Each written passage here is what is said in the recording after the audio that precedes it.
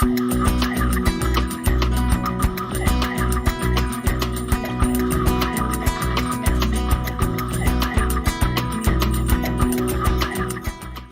a todos, soy Irene, os hablo desde Bihać, al norte de Bosnia. Hoy me gustaría conversar sobre Borići, el centro de acogida de Bihać, pero primero voy a comentar la situación actual en el país. A pesar de que según los registros de las autoridades bosnias, el número de personas en movimiento no ha dejado de aumentar en este último año, sorprendentemente ni en las calles ni en las casas ocupadas de los alrededores encontramos a gente. Y más aún, los dos centros de acogida de los alrededores de Bihać, que son Borići y Lipa, solo están ocupados al 10% de su capacidad, y la gente permanece allí una media de 6 días. Parecen buenas noticias, ¿verdad? Aunque estas cifras indican que la gente podría estar simplemente tomando rutas alternativas, también pueden mostrar que la partida hacia Croacia es cada vez más fácil. De hecho, por lo que hemos oído, las autoridades croatas están expidiendo tarjetas de tránsito de 7 días a las personas en movimiento con el fin de cruzar el país. Esto podría significar que los rechazos son cada vez más raros y que el derecho de las personas a solicitar asilo en la Unión Europea está menos comprometido que antes. A pesar de ello, no debemos olvidar que la policía croata sigue llevando a cabo expulsiones y devoluciones en caliente ilegales e inhumanas. Un grupo de personas, por ejemplo, nos contó que hace poco habían sido violentamente empujadas y golpeadas con porras. Otro chico, menor de edad, también fue detectado mientras cruzaba la frontera y en lugar de ser llevado a un centro de menores no acompañados en Croacia, fue empujado y abandonado solo con sus amigos en el lado bosnio de la frontera a plena noche. Aún así, la situación general en Bihać es mucho más tranquila que antes, y esto nos da algo de espacio para hablarles de Borići. Borići es el centro de acogida de familias y menores situados a 15 minutos a pie de la ciudad. Forma parte del sistema sensible a la protección de la Organización Internacional para las Migraciones, en el que se trata de mantener la dignidad de las personas alojadas. Sin embargo, la semana pasada nos encontramos con una situación que demostró que esta promesa de la OIM y del gobierno bosnio no siempre se cumple. A altas horas de la noche, un chico de 17 años, llamémosle Yusef, se puso en contacto con nosotros pidiendo un sitio donde alojarse. Yusef acababa de llegar a Bihać tras un largo viaje en bus y no tenía dónde dormir. Nos alarmó que un menor estuviese solo en la ciudad en plena noche y fuimos a su encuentro para acompañarle a Borići y así encontrar un lugar más seguro y un refugio donde pasar la noche. Al llegar nos encontramos con las puertas cerradas y una pequeña nota en la puerta principal que decía que el campamento se cerraba todos los días a las 4 de la tarde. Lo único que nos recibió fue una cámara que nos grababa la entrada del campamento. El personal de seguridad que vigila las instalaciones las 24 horas del día, los 7 días de la semana, no hizo ningún intento por averiguar por qué ese joven les saludaba en plena noche. De esta forma, Yusef se vio obligado a coger el saco de dormir que le dimos y a dormir en un bosque junto al campamento. Hay dos razones por las que esta hora de cierre tan poco razonable es problemática. La primera es Yusef, y que la promesa de ser sensible a la protección obviamente no se ha cumplido en su caso. Al cerrar tan pronto y no ofrecer opciones para entrar más tarde de las 4, todos los que llegan después del toque de queda se ven obligados a buscar otro alojamiento. Esta medida resulta incluso más sorprendente cuando se tiene en cuenta que el autobús más utilizado desde Sarajevo llega a las 8 de la tarde. La siguiente razón está relacionada con el clima. Mientras que las noches aquí son frescas con una media de 17 grados, los días son calurosos, con temperaturas que superan constantemente los 30 grados. Con estas temperaturas, el mejor momento para que las personas salgan de casa, ya sea para hacer la compra, socializar o hacer deporte, es después de las 6 de la tarde, cuando las temperaturas ya han descendido.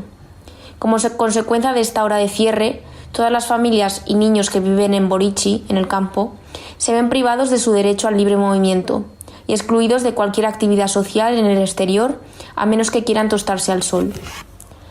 Ahora nos hemos puesto en contacto con el campamento para saber más sobre los motivos y cómo piensan gestionar las llegadas tardías y la situación de las personas vulnerables. Por teléfono nos dijeron que esta información es sensible y al tiempo de publicar este podcast, la OIM aún no ha respondido a nuestra petición. Sobre esto os mantendremos informados y comunicaremos cualquier posible cambio. Muchas gracias por escucharnos.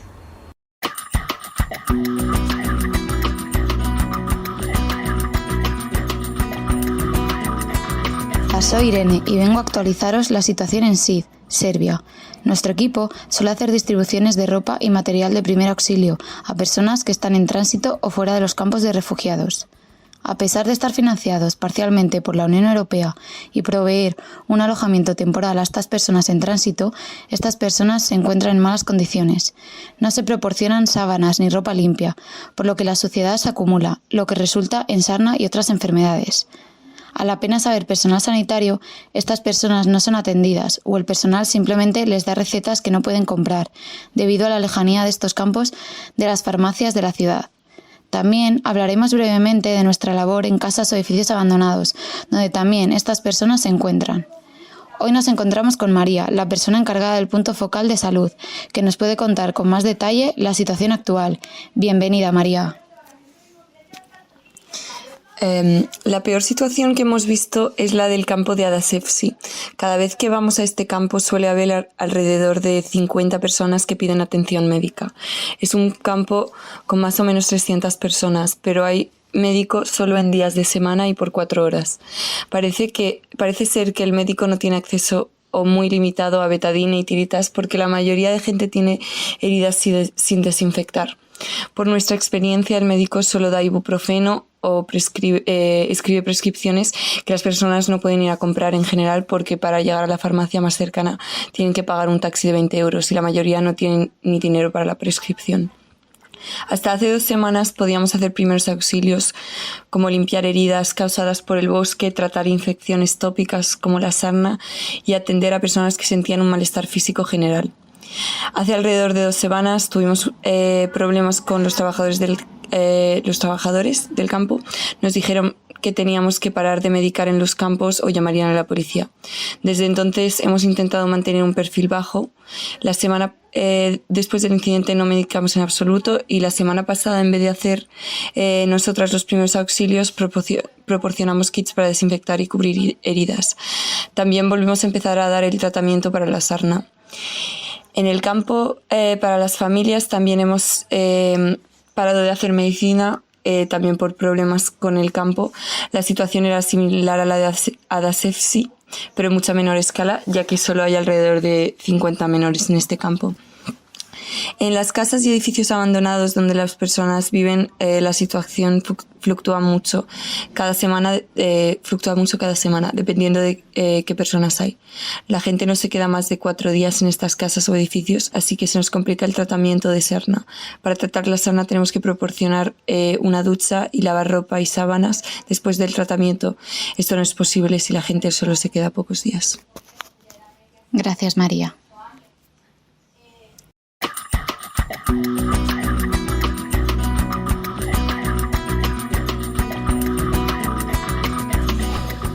Hola a todo el mundo, soy Bárbara y hoy os voy a dar una novedad desde Nonin Kitchen.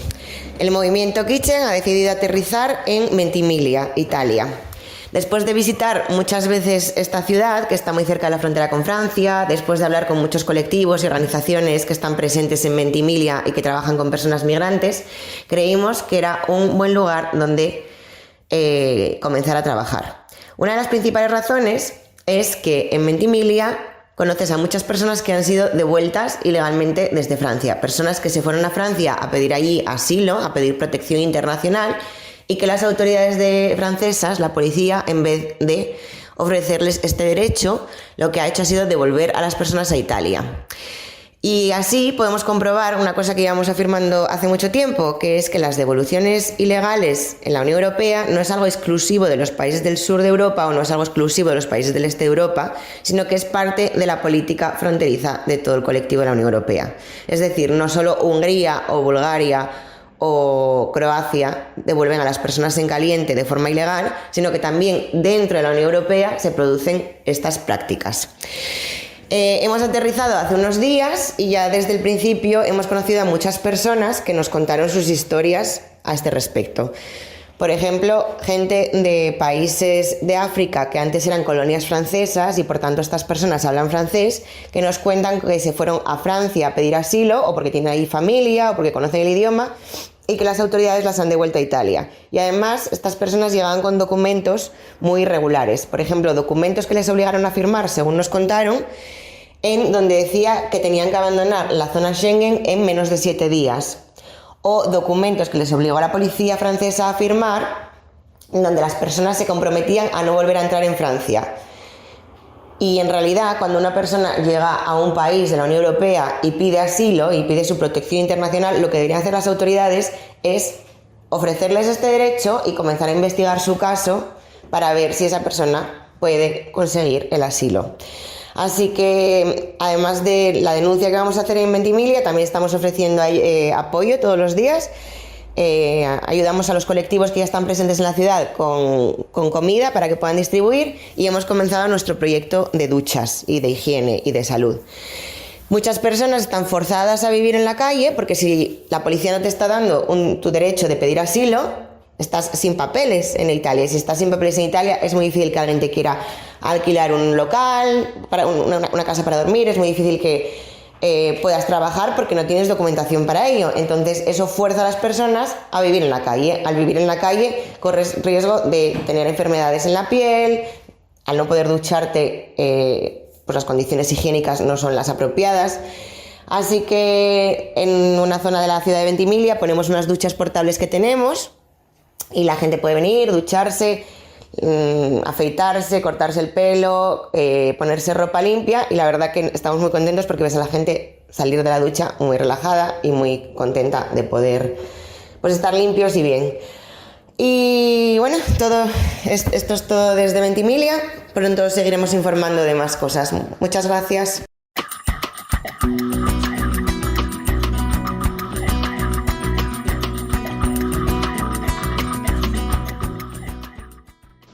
Hola, soy Francesca desde Melilla con Solidary Wheels. Solidary Wheels ha despedido la semana pasada a una parte del equipo en Melilla. Se han incorporado nuevas voluntarias para seguir trabajando en la ciudad. En referencia al grupo de intervención, seguimos organizando cada semana varios espacios de encuentro y convivencia con los menores y jóvenes que están en situación de calle durante su tránsito a Península. Hemos inaugurado un nuevo espacio a través del deporte y la música en el skate, en colaboración con Save the Children España, que trabaja con los chicos menores en situación de calle. Además, hemos reintroducido una actividad de intervención en calle a través de la ruta en varios barrios de Melilla.